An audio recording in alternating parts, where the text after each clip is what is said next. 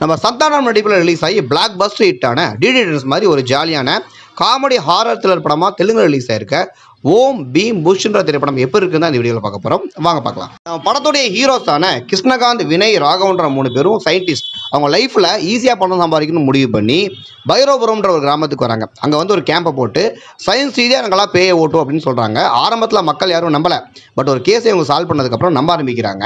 இதையெல்லாம் பார்த்துட்டு இருக்க அந்த ஊரில் இருக்க சாமியார் ஒருத்தர், இந்த ஊரில் ஒரு கோட்டை ஒன்று இருக்குது, அதுக்குள்ளே ஏகப்பட்ட புதையல் இருக்குது, அதை தாண்டி சம்மங்கின்னு சொல்லிட்டு ஒரு பேய் ஒன்று இருக்குது, அதை மட்டும் கண்ட்ரோல் பண்ணி காமிங்க, நான் உங்களை நம்புறேன்னு சொல்லிட்டு ஒரு டாஸ்க்கை கம்ப்ளீட் பண்ண கோட்டைக்குள்ள போகிற நம்ம ஹீரோஸ் சம்மங்கின்ற பேயை கண்ட்ரோல் பண்ணி எப்படி புதையல் எடுக்கிறாங்க அப்படின்றதா ஓம் பீம் புஷ் திரைப்படத்துடைய கதைங்க.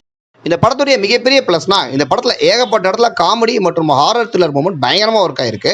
இந்த படத்துடைய டைட்டில் வர மாதிரி நோ லாஜிக் ஒன்லி மேஜிக்ன்ற விஷயத்தை மைண்டில் வச்சுட்டு போய் இந்த படத்தை பார்த்தீங்கன்னா கண்டிப்பாக இந்த படம் உங்களை என்டர்டெயின் பண்ணும். இந்த ஓம் பீம் புஷ் திரைப்படத்துக்கு எங்களுடைய ரேட்டிங் 5 out of 3.5.